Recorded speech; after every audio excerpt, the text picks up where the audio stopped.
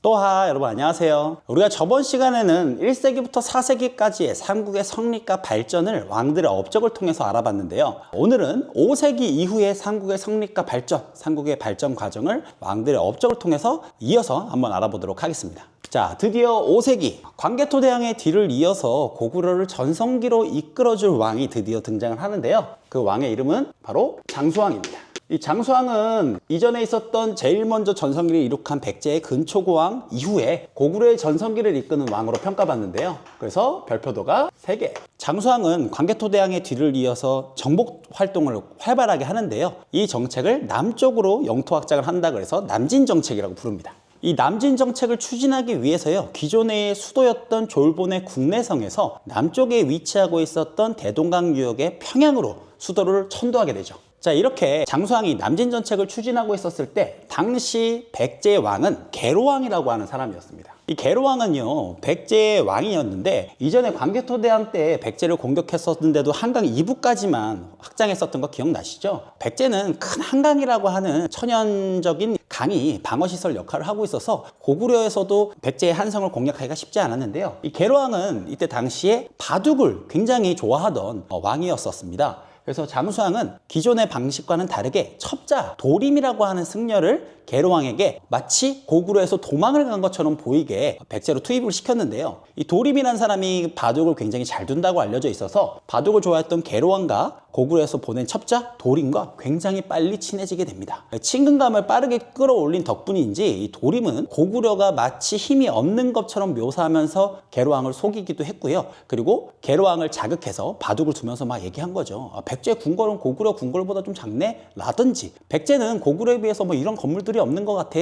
라는 식의 가스라이팅 같은 것들을 이제 해서 백제 계로왕이 자극을 받아서 여러 가지 토목공사를 막 벌이도록 옆에서 도림이 자극을 했었습니다. 그래서 그 결과 막대한 토목공사로 인해서 백제의 국고는 바닥이 나게 되고요. 민심도 백제를 많이 떠나게 돼서 이 틈을 놓치지 않고 장수왕은 백제를 공격하게 됩니다.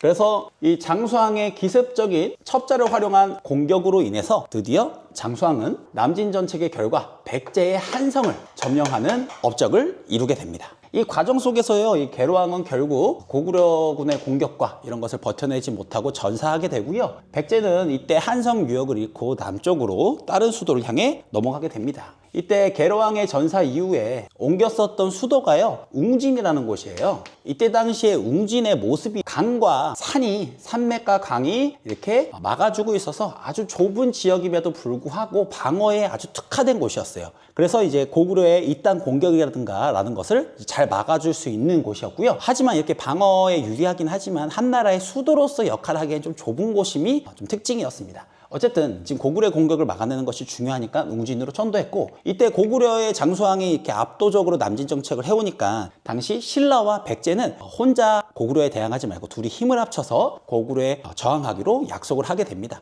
이때부터 신라와 백제, 신라의 백제의 제에서 나제 동맹이 형성돼 가지고요, 고구려를 견제하는 역할을 수행하게 됩니다. 이후 백제에서는 동송왕이 즉위를 하는데요. 이 동송왕은 고구려에 대항하는 신라와의 동맹을 강화하기 위해서 신라와 혼인 동맹을 체결합니다. 그래서 이 왕들을 외우실 때는요, 이 계로왕은 바둑 두다가, 지금으로 따지자면 게임을 하다가 나라를 위기에 빠뜨린 거 아니겠습니까? 그러니까 이 왕의 심정이 어떻겠어요? 굉장히 괴롭겠죠. 그래서 이제 왕 이름을 때 괴로운 왕, 계로왕이라고 외우시면 될 것 같고요. 동성왕 같은 경우는 신라와 동맹을 강하게 혼인을 하죠. 혼인 같은 경우에는 동성끼리는 못하지 않습니까? 그래서 동성왕 때 신라와 혼인 동맹을 했다라는 식으로 암기를 하시면 좀 도움이 되지 않을까 싶습니다. 자, 이렇게 장수왕은요, 남진 정책을 이제 추진하면서 한성을 점령하는 활동을 통해서 결국 고구려를 전성기로 이끌고요. 이때 이런 남진 정책과 한성 점령으로 힘입어서 고구려는 이런 생각을 하게 돼요. 우리 고구려가 이렇게 힘이 강한 걸 보니까 세상의 중심은 중국이 아니라 사실 우리 고구려가 세상의 중심이 아닌가라고 하는 이전에 없었던 독자적인 천하 세계를 바라보는 관점이 생기게 되는데요. 이를 독자적인 천하관이라고 합니다. 그래서 이때 장수왕 때는 독자적인 천하관이 생겼을 정도로 고구려가 아주 전성기였다라는 점을 알아두면 좋을 것 같습니다. 자, 이제 6세기로 가보도록 하겠습니다. 자, 6세기 때는 이제 먼저 백제 먼저 알아보면, 백제 같은 경우에는 무령왕이라고 하는 사람이 나옵니다. 이때 백제는 수도 한성을 잃고 지방으로 내려가고 있는 상황이었기 때문에 한성 기반의 왕족들, 그러니까 왕권이 굉장히 약화되어 있는 상황이었어요. 그래서 이제 지방에 있었던 귀족들의 눈치를 보면서 막 암살당하거나 독살당하거나 하는 일들이 일어났었는데요. 이 무령왕 때는 이런 지방 귀족들의 세력을 억제하고 왕권을 강화시키기 위해서 행정구역이었던 22담로라고 하는 지방에 있는 담로에 왕족들을 파견하는 활동을 하게 됩니다. 이 6세기 무령왕 때 무렵에 이제 신라 같은 경우에 신라의 왕을 한번 알아보도록 하겠습니다. 신라는요, 이제 지증왕이라는 왕이 즉위를 했었는데요. 이 지증왕은 이전에 사람이 죽었을 때 산 사람을 같이 죽은 사람께 함께 묻는 순장이라는 풍습을 이때 금지하게 됩니다. 그리고 소를 이용해서 농사에 활용하는 우경을 널리 보급하고요. 신라의 예전 이름이었던 사로국을 지금 우리가 알고 있는 신라라는 명칭, 국호로 변화시키게 됩니다. 그리고 왕의 호칭도 마리깐이라는 호칭에서 중국식 호칭이었던 왕이라고 새롭게 쓰게 되고요. 또한 지방관을 직접 파견해서 지방을 직접 다스리기도 합니다. 이때 신라 장군이었던 이사부를 당시 신라의 동쪽에 있었던 섬, 바로 우상국이라는 나라, 지금의 울릉도죠. 그쪽에 파견해서 우상국을 정복하기도 하는데요.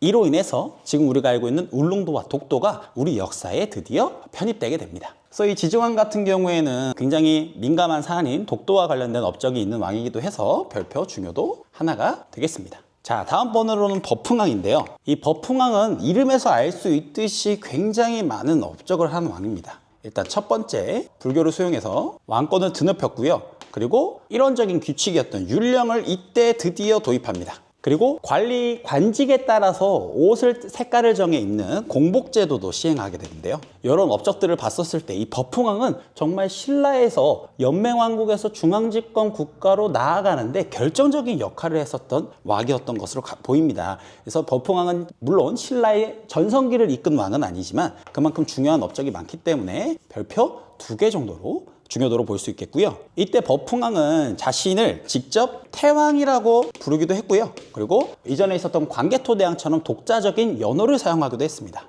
버풍왕이 말했던 연호는 건언이라고 불렀다고 합니다. 이전에 이제 광개토대왕은 영락이었죠.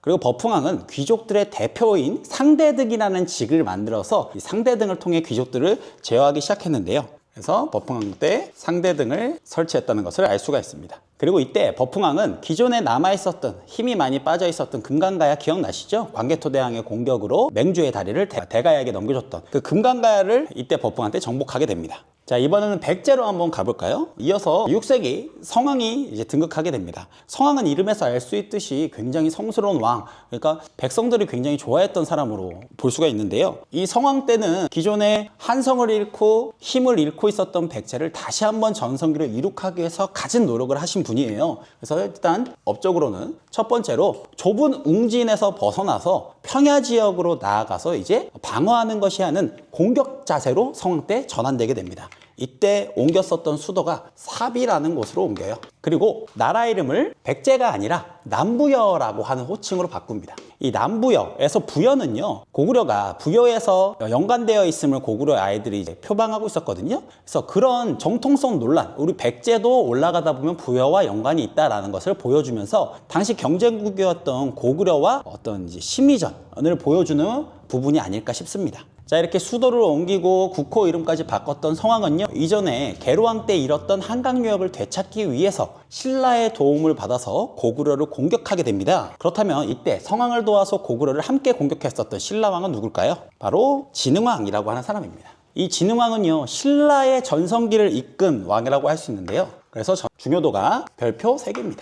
그리고 성왕도 백제의 힘이 약했었던 백제를 다시 한번 성장시키는 데 역할이 있기 때문에 성왕도 별표 2개라고 할 수 있겠네요. 자, 그럼 진흥왕의 업적에 대해서 알아보겠습니다. 진흥왕은요, 일단 청소년 군사단체라고 말할 수 있는 화랑, 여러분 기억나시죠? 이 화랑도를 국가적인 차원으로 개편을 해서 인재를 양성합니다. 화랑도. 그리고 황룡사라고 하는 큰 절을 지어서 불교를 장려했고요. 이렇게 청소년 군사단체의 화랑도와 불교를 보호하면서 힘을 키운 진흥왕은 성왕의 복수열전, 고구려를 향한 침략 전쟁에서 백제군과 함께 고구려를 공격합니다. 이때 고구려는요, 결국 백제와 신라군의 연합 공격에 대처를 하지 못하게 되고요. 그토록 염원하던 백제의 옛 터전 한강 유역을 차지하게 됩니다. 그래서 함께 힘을 합쳐서 차지했으니까 서로 나눠 가져야 됐었을 텐데요. 이때 성왕은 한강 하류 지역을, 진흥왕은 한강 상류 지역을 각각 차지합니다. 자, 이렇게 성왕은 이제 이전에 있었던 백제의 영토였던 한강 유역을 수복하나 싶었는데요. 여기서 안타까운 점이요. 이 진흥왕은 한강 상류 지역으로는 만족하지 못하고 있었나 봐요. 한강 하류 지역을 차지하게 되면 기존까지 신라가 계속 삼국중에 늦었던 이유가 선진문물이었던 중국과 교류하지 못해서였는데, 만약 한강 하류를 신라가 먹게 된다면 이제 중국의 선진문물을 받아들이고 빠르게 발전할 수 있고 굉장히 중요한 타이밍이었거든요. 그래서 진흥왕은 이때 백제와의 동맹을 깨고 한강을 기습 공격해서 한강 지역을 전체를 차지하게 됩니다. 그래서 이 사건 이후로 백제의 성왕과 신라의 진흥왕은 이전의 동맹관계에서 벗어나 결국 경쟁을 하게 되는데요. 이때 성왕이요, 당시 관산성이라고 하는 신라의 성을 빼앗기 위해서 공격을 했었고요. 이 과정에서 이제 치고받고 하면서 굉장히 혈투가 벌어지던 와중에 관산성에 있는 백제군을 격려하기 위해서 백제 성왕이 소수의 호위무사들만 이끌고 관산성으로 이동을 하다가 매복하고 있었던 신라 군인들에게 사로잡혀 버리는 일이 벌어지게 됩니다. 이 사건으로 성왕은 결국 신라군들에게 전사당하게 되고요. 신라는 그토록 염원하던 백제의 한강 하류 지역까지 차지하면서 한강 유역을 몽땅 차지하게 됩니다. 이후 진흥왕은 백제가 가야에 영향력을 미치는 것을 막기 위해서 남아있었던 대가야까지 정복을 하게 되고요. 이로써 진흥왕 때 가야 연맹은 완전히 소멸되게 됩니다. 이런 다양한 정복 활동을 통해서 영토를 크게 넓힌 진흥왕은요, 자신의 업적을 기리기 위해서 정복한 지역을 직접 순시하면서 비석을 세웠는데요. 그 비석을 순수비라고 합니다. 순수비가 세워졌던 지역과 그 비석의 이름은 선생님이 지도로 지금 보이시죠? 이렇게 알려드리도록 하고요. 자, 이렇게 해서 삼국의 성립과 발전을 1세기부터 6세기까지 한번 쫙 알아봤는데요. 중앙집권 국가로 발전을 하고자 했을 때 초반에는 가장 느렸던 신라가 지금은 6세기에 이르러서 가장 강력한 국가로 발돋움했던 사실을 볼 수가 있습니다. 이런 장면으로 봤었을 때는요, 여러분이 어떤 일에 노력을 할 때 내가 조금 뒤처진 것 같더라도 최선을 다해서 노력을 하다 보면 앞서 있는 친구들보다 더 뛰어난 성과를 얻을 수 있다는 교훈을 주는 것 같습니다. 그래서 여러분들도 항상 포기하지 마시고 신라처럼 끝까지 노력을 해줬으면 좋겠습니다. 그리고 반면 중앙집권화를 이룩하지 못했던 가야는 결국 삼국 사이에서 이리저리 혼란을 겪다가 결국 신라에 의해서 멸망을 하게 됐는데요. 변화의 흐름에 잘 대처하지 못하고 자리를 그대로 유지하고 있었을 때는 여러분 가야와 같은 일이 일어날 수 있다는 점을 우리가 좀 알아뒀으면 좋겠습니다. 자, 이렇게 6세기까지 삼국의 성립과 발전을 한번 알아봤는데, 그러면 6세기 이후 삼국을 통일하게 되는 국가는 도대체 누구일까요? 한번 다음 시간에 알아봤으면 좋겠고요. 마지막으로 퀴즈를 내보도록 하겠습니다. 태왕의 호칭을 사용하고 상대등이라고 하는 귀족들 대표 직위를 만든 신라의 왕은 누구일까요? 그 사람의 이름을 아시는 분은 댓글로 달아주시면 되겠고요. 다음 시간에는 삼국의 문화와 대외 교류를 한번 알아보도록 하겠습니다. 그럼 여기까지 수업 들어줘서 감사하고요. 다음 시간에 뵙겠습니다. 여러분 또 봐.